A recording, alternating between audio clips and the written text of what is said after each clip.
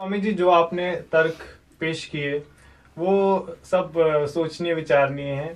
तो सब अगर मान लेते हैं कि आपने आशाराम को, नहीं मान ना लीजिए, पहले आप बताइए आपका दिल क्या कहता है मेरी बातें सुन के।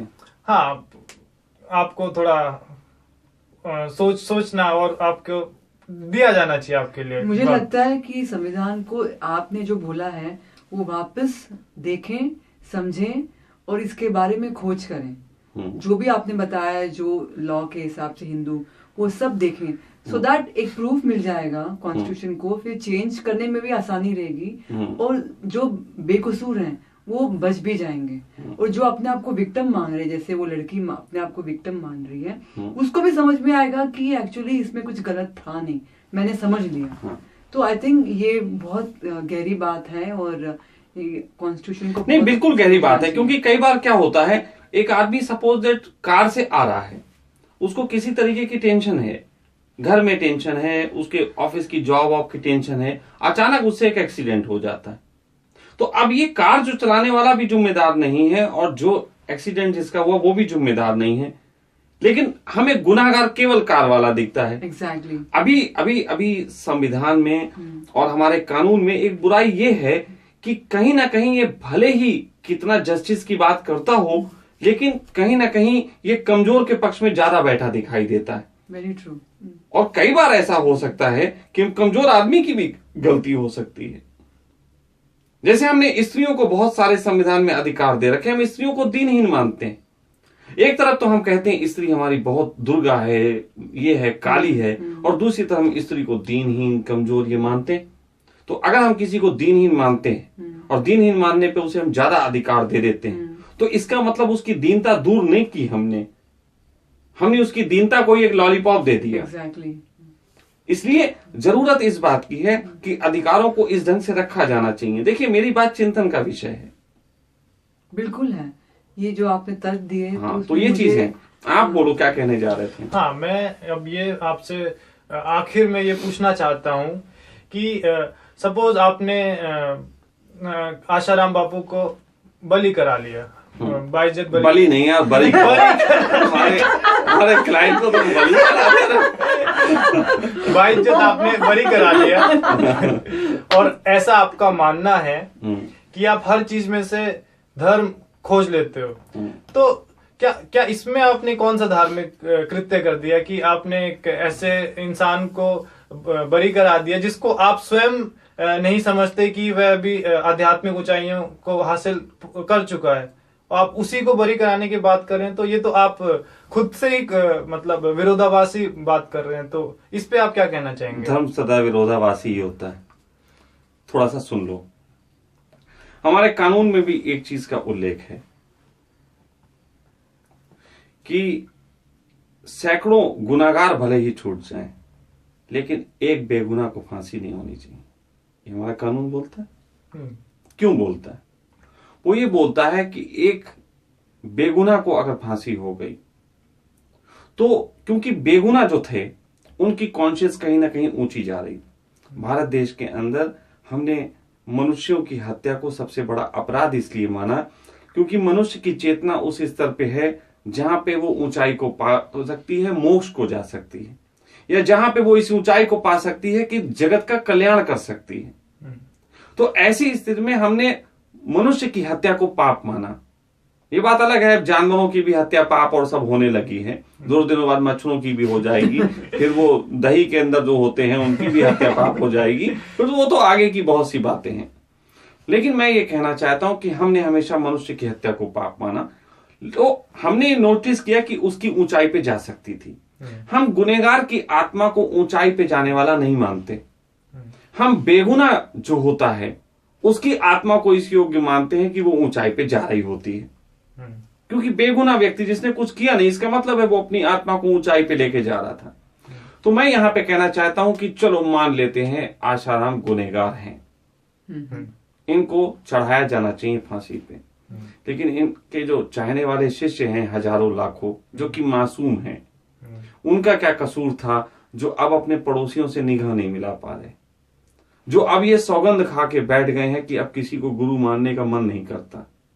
तो ये तो बहुत अच्छी बात है कि लोग इस चक्कर ये में तुम्हारे तल पे अच्छी बात हो सकती है कि तुम्हें लगे कि अब कोई गुरु को मानेगा नहीं, लेकिन सच बात तो ये है कि तुम्हारे हिसाब से गुरु को ना माने, हो सकता है तुम ज्ञान योगी हो और तुम्हारे हिसाब से किसी गुरु को मानने की जरूरत नहीं है, लेकिन ज्ञान योग क्या तुम्हें इतनी समझ नहीं दे पाया कि सभी लोग अकेले नहीं चल सकते, किन्हीं को किसी के सहारे की जरूरत भी होती है। और जिनको सहारे की जरूरत होती है वो लाठी पकड़ के चलते हैं, और लाठी पकड़ के चलने वाला कमजोर होता है और बेगुनाह होता है। तो उन बेगुनाहों का क्या कसूर? मेरा पूरा चिंतन आशाराम पे नहीं है।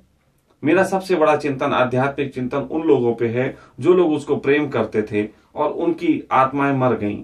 कितने लोग डिप्रेशन में चले गए तुम्हें पता? कितने लोगों के घर बर्बाद हो गए, अब वो कमरों से निकल नहीं रहे हैं, तुम्हें पता? बहुत बड़े लोगों के साथ ये झंझट हुआ है। जिन लोगों ने मानवता के आधार पे उसके फोटो लगाए थे, मोहल्ले में उसके पर्चे बांटे थे, उसका प्रचार किया था, अचानक वही मोहल्ले में निकलने के काबिल नहीं बचा क्योंकि लोग उंगली उठाते हैं।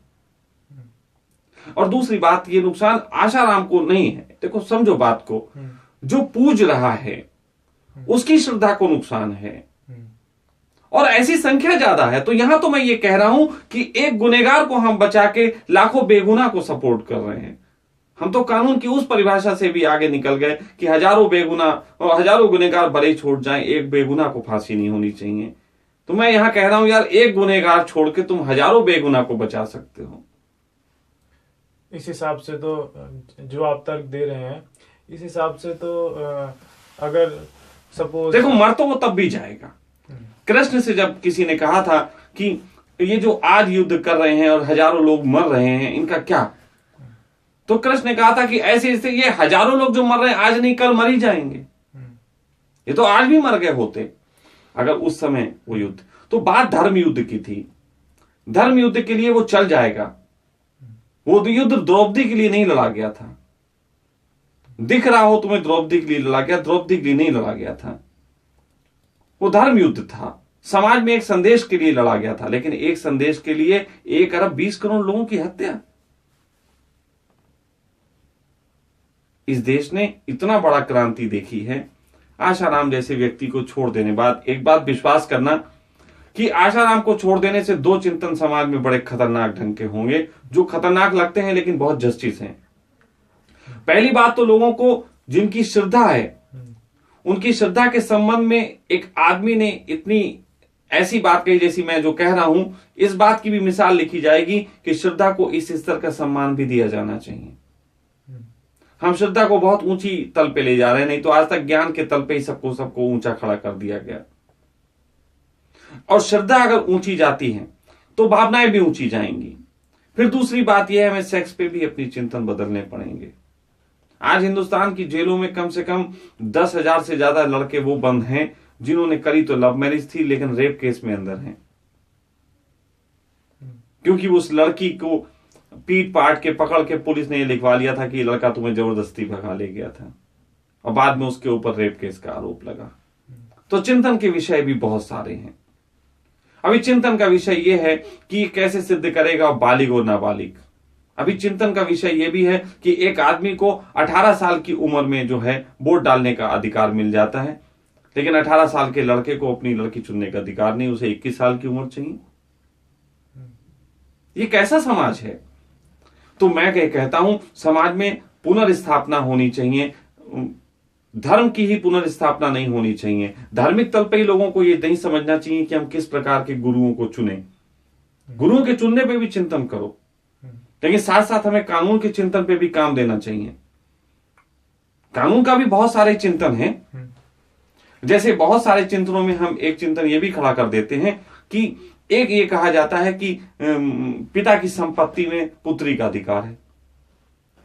कहा जाता है पिता की संपत्ति में पुत्री का अधिकार है, फिर ये पुत्री शादी होकर चली जाती, इसका पति की संपत्ति में भी अधिकार है। तो अब मैं हूं, सपोज दैट मैं अकेला लड़का, मेरी 4 बहनें, मेरी 4 बहनों का अपने पिता की संपत्ति में अधिकार। तो अगर मेरे पास 1 लाख रुपया है तो 4 हिस्से उन पे चले गए, 20,000 रुपए बचे। 20,000 में मेरी एक पत्नी है, वो भी कहती तुम्हारी संपत्ति में अधिकार, तो 10,000 रुपए उसके पास चले गए। फिर मेरी 2 बेटियां हैं, बचे 10,000 रुपए, बोलो ले जाओ। तो मुझे अधिकार में नंगापन मिला, है ना। तो जरा हमें इतनी जल्दी हमें वोटों को खुश करने के लिए नियम नहीं बना देने चाहिए। हमें नियमों पे बहुत चिंतन की जरूरत है। मेरा मानना तो यह है कि नियम बनाने नहीं चाहिए। समय वो आ गया है कि हर वकील सिद्ध करे कि वो जो बात कह रहा है किस ढंग की सही है, वो गलत है। फिर इस हिसाब से तो जिसके तर्क ज्यादा बढ़िया वो केस जीत जाएगा। क्यों नहीं, वकीलों की शिक्षा इसी बात की होती है। अगर तर्क बढ़िया है तो जज भी तो समझदार बैठा हुआ है। तो क्या पता एक गुनेगार मतलब वो सही हो, गुनेगार ना हो। फिर समझो, फिर जहां तर्क काम करता है। हिंदुस्तान की अदालत में यदि आप 2 गवाह ले आओ और सिद्ध कर दो कि अपराध नहीं हुआ था, भले अपराध हुआ हो, तो तुम्हें छोड़ना पड़ता है। और अभी तुम चले जाओ इंग्लैंड की अदालत में। इंग्लैंड की अदालत में कोई कानून नहीं है, कोई नियम नहीं रखा है। उन्होंने कहा कि आएगा वकील और वकील कहेगा मैं ये सिद्ध करता हूं, मेरे पास 2 नहीं 20 वो हैं। वो सुनेगा, कहेगा मैंने सुना।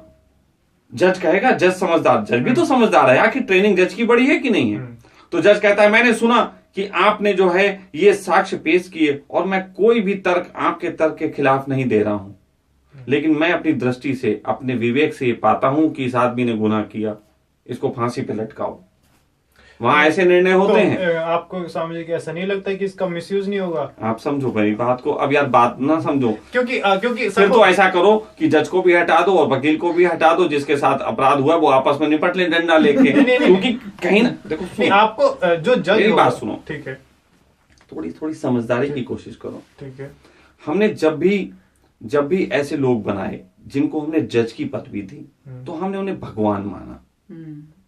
देखो, आप इसे नुकसान, आप बंदर बांट करके रोटी बांटोगे, ये ज्यादा हो गई, फिर थोड़ी ये वाली तोड़ दोगे, फिर ये तोड़ दोगे, बिल्ली सारी खा जाएगी। ठीक है। तो 2 बंदर की लड़ाई में बिल्ली रोटी पूरी खा जाती, कोई नतीजा नहीं निकलता। ये बात पक्की है कि हम कहीं ना कहीं एक ना एक के साथ तो अपराध होगा, ये तो बात पक्की है। 2 ताली बजेंगी, एक का तो जोर ज्यादा है, एक का कम है, लेकिन कहीं ना कहीं तो हमें इसको रोकना पड़ेगा। 100% जस्टिस नहीं हो सकता, तो रोकने का हमने एक तरीका बनाया। हमने एक तरीका यह बनाया कि हमने एक जज नियुक्त किया जिसे हमने भगवान की उपाधि दी, और हम ये कहते हैं कि ये जज जो फैसला देगा हम इसके खिलाफ नहीं जाएंगे, क्योंकि अब वहां पे भगवान ने फैसला दे दिया, तो भगवान तो एक दिन मार भी देता है। भगवान पे भी केस करो। मैं इस पे ठीक है, मैं आपकी बात बिल्कुल समझ रहा हूँ, लेकिन मैं इस पे ये कहना चाहता हूँ कि पहली बात तो ये कि आप इतने सारे भगवान कहाँ से ढूंढ के लाओगे? मतलब देखो, सुनो मेरी बात सुनो ना। जिस दिन अभी अपराधी ज्यादातर जो पैदा होते हैं, अगर लॉजिकल देखो तो ज्यादातर अपराधी अपराध करते वक्त शातिरता के साथ अपराध करते हैं, क्योंकि उन्हें 2 गवाह बचाने। ठीक है। सारा खेल 2 गवाहों के आधार पे हिंदुस्तान में चलता है, और ज्यादातर 2 गवाह कोई भी खड़े कर सकता है पैसे देके, और मजबूत लोग अक्सर खड़े कर लेते हैं और वो छूट जाते हैं। जज कुछ नहीं कर पाता, जानता है कि ये हुआ, लेकिन जज कुछ नहीं कर पाता। तो ऐसी हालत में ये बात जरूरी है कि हमें ये निर्णय लेना पड़ेगा कि भाई हम 2 लोगों के ऊपर ये बात ना छोड़ें, हम किसी के विवेक पे भी बात छोड़ें। जज जो होता है, अब आप लाखों कहां से लाओगे? क्यों नहीं ला सकते? इतने विवेकशील। देखो यार, बात सुनो, तो तुम तो ऐसे कह रहे हो कि हमारे देश में 20 करोड़ स्टूडेंट हैं, अब हम इनके लिए समझदार शिक्षक कहां से लाएं? है ना, शिक्षक सबके लिए शिक्षक हैं, और उन शिक्षकों के ऊपर एक प्रिंसिपल भी हर स्कूल में है। तो तुम तो ये कह रहे हो प्रिंसिपल लाया नहीं जा सकता? लाया जा सकता है। इसीलिए हमने अदालतों की भी एक श्रेणी बनाई। अदालतों के लिए एक लोअर अदालत है, फिर अपर अदालत है, फिर उससे ऊपर हाई कोर्ट है, फिर उससे ऊपर सुप्रीम कोर्ट है। किसी को सेटिस्फेक्शन नहीं मिलता तो ऊपर तक जा सकता है।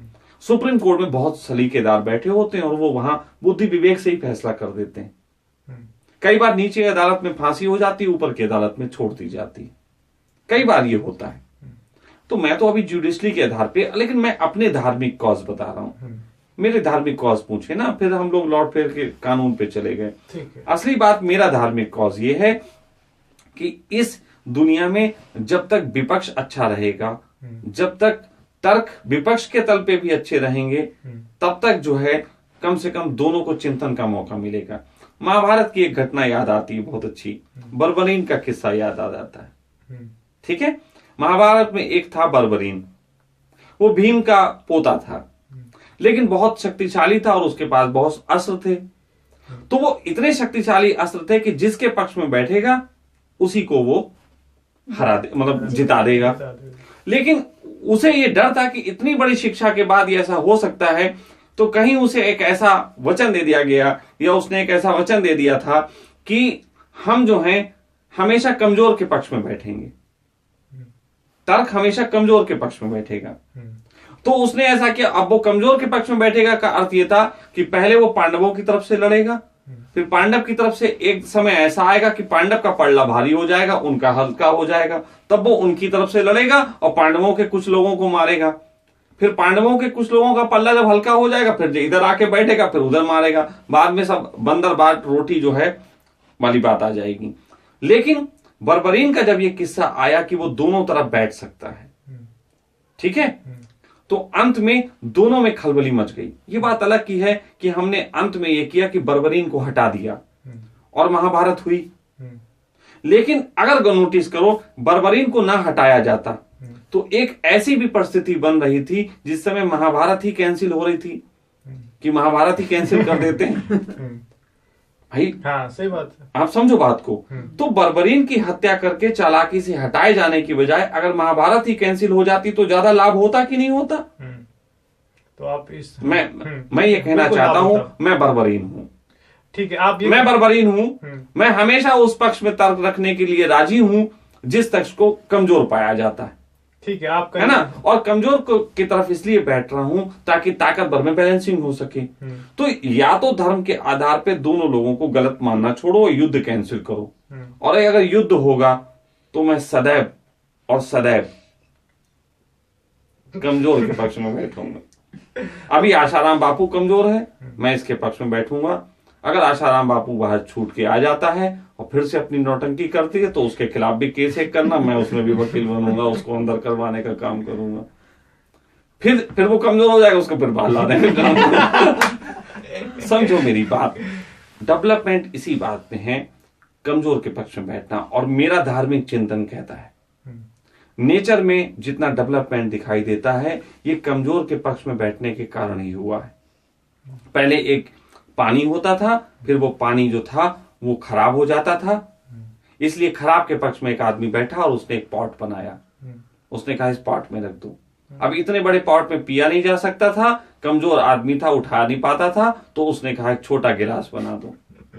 फिर छोटा गिलास से जब पीने लगा तो उसने कहा कि ये गिलास जो है रखने में दिक्कत होती है, तो उसने फिर कमजोर के पक्ष में एक अलमारी बना दी किचन की। Development development development. कमजोर के पक्ष में बैठने से डेवलपमेंट को सहयोग मिलता है। यदि ताकतवर के पक्ष में ही सब बैठ जाएंगे। आज सबसे बड़ी ताकत आशाराम के विपक्ष में है। आशाराम इस समय सबसे कमजोर इंसान है। मैं उसके पक्ष में अगर बैठ गया थोड़ा सा, तो इसलिए बैठ गया कि मैं चाहता हूं कि अभी न्याय को सोचने का मौका मिले। हमें उसे छोड़ने ना छोड़ने से क्या लाभ है? मैं कौन सा उसका वकील? हो सकता है इसका तो मुझे नुकसान ही मिलेगा, बर्बरीन को गालियां ही मिलेंगी। अभी ये वीडियो तुम डाल दोगे और मुझे लाखों करोड़ों लोग गालियां देने लग जाएंगे, लेकिन एक भी आदमी उसको गाली नहीं दे रहा जिस आदमी ने इसका केस लड़ने की बात की है। मैं तो यार बात कह रहा हूं, वकील पैसे भी नहीं लिए मैंने। जिन लोगों ने इसके केस लड़ने के पैसे लिए, जो छुड़ा भी नहीं पा रहे लेकिन केस लड़ तो रहे, छुड़ाने की नियत से लड़ रहे। जेठमलानी को आज तक किसी ने गाली नहीं दी। उसके बाद हिंदुस्तान के बहुत बड़े एक नेता हैं भाजपा के, उन्होंने इस चीज को, केस को हाथ में लिया है, वो है सुब्रमण्यम स्वामी। उनको आज तक किसी ने गाली नहीं दी। बर्बरीन को तुम गाली देने आ जाओगे। मैं कहना जो चाहता हूं उसको समझो। अभी भी ताकतवर के पक्ष में ही लोग बैठे हुए हैं और मैं कमजोर के पक्ष में बैठ रहा हूं। क्यों खड़े हुए थे कृष्ण 5 लोगों के पक्ष में? 5 लोग उस समय कमजोर थे। ये बात कहानी लिखना भूल गई, लेकिन लिख लेनी चाहिए कि वो इसलिए उसके पक्ष में खड़े हुए क्योंकि वो उस समय कमजोर थे, और बाद में जब वो जीत गए तो उन्होंने कहा तुम लोगों ने बहुत गलत काम किया, जाओ अब पश्चाताप करो जाके। जब वो अहंकार को उपलक्ष्य हो सकते थे तब उन्हें पश्चाताप का मार्ग दिखाया। मैं भी एक धार्मिक आदमी हूं, मैं आज इसके पक्ष में बैठा हूं, जरूरत पड़ेगी विपक्ष में भी बैठ जाऊंगा, लेकिन धार्मिक ही आधार होगा मेरा। जिस तरीके से विपक्ष मेरा धार्मिक आधार है, जिस दिन पक्ष लूंगा उस दिन धार्मिक आधार से पक्ष लूंगा। मेरा हर समय धार्मिक ही आधार चलेगा, इसके अतिरिक्त मैं चिंतन नहीं कर सकता दूसरा। मैं गानों में भी आध्यात्मिकता ढूंढता हूं, मैं सेक्स में भी आध्यात्मिक ढूंढ रहा हूं, मैं तुम्हें डिवाइडिंग माइंड से मुक्त कर रहा हूं। मैं व्यापार का हिस्सा नहीं हूं ना, मैं कमजोर का हिस्सा हूं। हाँ, जिस दिन ये कमजोर बहुत अधिक बढ़ जाएगा, जिस दिन आदमी, अब जैसे तुमने अभी कहा कि फिर तो ये अच्छा है ना सब गुरु खत्म हो जाए, तो मैं तुरंत उसके पक्ष में बैठा, क्योंकि सब अगर खत्म हो जाएंगे तो ये उदंडी हो जाएंगे सारे लोग। कुछ ऐसे देश हैं जहां गुरु नहीं होते, वहां आदमी बहुत उद्दंडी हो गए, जैसे रूस में जरूरत से ज्यादा उद्दंड पैदा हो गया, और रूस की तबाही का कारण भी बना। तो इसलिए जरूरत तो बैलेंसिंग की है, तो मैं उस बैलेंसिंग की बात कर रहा हूं। यही मेरा धार्मिक चिंतन है, यही बैलेंसिंग मैंने उसके पक्ष में बैठ के की, यही बैलेंसिंग मैं उसके पक्ष में हटने के बाद भी कर रहा हूं। तो स्वामी जी, आपका ये कहना है कि अभी आप बैलेंसिंग के उस पे निश्चित ही जगत में दो खेल है यार। नेचर ने दो पार्ट्स बनाए, परमात्मा ने दो चीजें बनाई। ठीक है, मतलब लेकिन मैं एक और चीज कहना चाहता हूँ कि सपोज कोई भी विवाद होता है या कुछ भी होता है, तो कुछ उसके फेवर में बैठते हैं, कुछ उसके अगेंस्ट में बैठे होते हैं। तो अगर आप इसकी तरफ हो जाओगे तो वो जो अगेंस्ट में होंगे वो नाखुश हो जाएंगे। देखो, पहली बात ये है कि अब ये हर जगह लागू होगा, इसके लिए मेरी समझ काम करेगी। इसके लिए मुझे तुम नहीं बताओगे कौन से फेवर में है क्या है। हाँ, वही मैं पूछना चाहता हूँ कि आप ये किस बुनियाद ये कौन से आधार पे हम तय करेंगे कि किस तरफ से धर्म को हानि हो रही है। हाँ, तो ये मेरा बुद्धि विवेक तय करेगा। इसके लिए किसी भी तरीके की मेरे पास कोई गाइडलाइन नहीं है। मैं किसी किताब को लेके नहीं बैठा हूं कि उस किताब में पढ़ूंगा। आपके पास किताब है, ये गलत है और सही है, मेरे पास ऐसी कोई किताब नहीं है। मेरा बुद्धि विवेक ये तय करेगा, मैं स्पॉन्टेनियस हूं। तो मतलब ये बात आपकी ठीक है, लेकिन क्या, और जब मैं किसी बात के पक्ष में बैठूं, आप मुझसे तर्क कर सकते हैं, मैं उसको सिद्ध करूंगा। जब तक मैं जीवित हूं तब तक का मैं जिम्मेदार हूं। मेरे मरने के बाद मैं कोई किताब ऐसी नहीं छोड़ के जा रहा कि जिससे तुम नियम फॉलो कर लेना।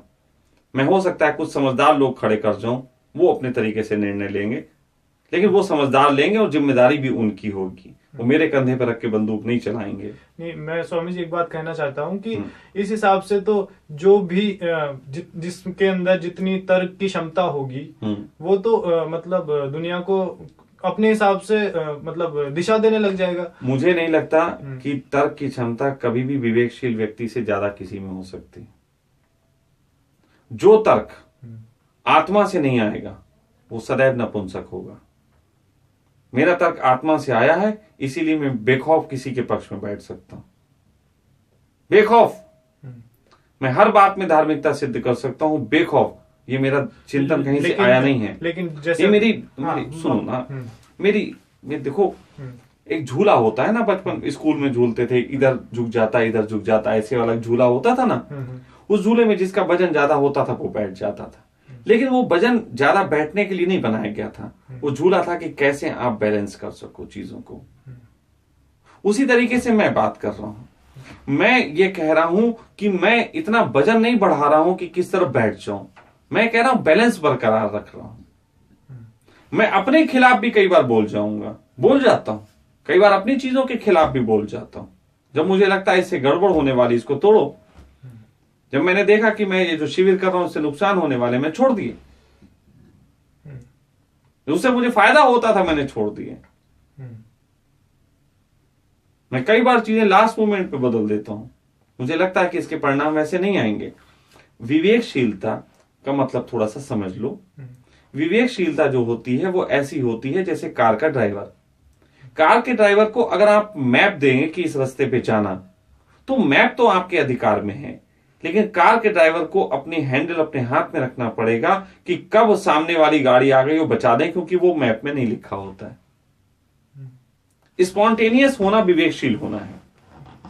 आप अभी तक जिस जगत की बात करते हैं वो सारा जगत में एक नक्शा तो है, लेकिन उस नक्शे में कहां पे गाड़ी आके टकरा सकती है इसकी कोई नॉलेज नहीं है। तो मैं इसमें एक और बात कहना चाहता हूँ कि जैसे आपने बोला कि जो विवेकशील व्यक्ति होगा वही मतलब सही मायनों में तार्किक हो सकता है, लेकिन उस आदमी का क्या जो मतलब कमजोर है, जो मासूम है, या मतलब जो भोला है अभी, तो इस हिसाब से तो वो भाई देखो, अब फिर मुझे कृष्ण ना बनाओ। मैं साफ बात कह देता हूं, जब जब धर्म की हानि होती है मुझे आना पड़ता है। राइट नाउ मैं आया हूं। है ना? जब जब धर्म की हानि होगी, जब जब धर्म का नाश होगा, जब जब जो है गरीबों को सताया जाएगा, मैं आता रहूंगा। धन्यवाद स्वामी जी, आपसे चर्चा करने में काफी आनंद आया।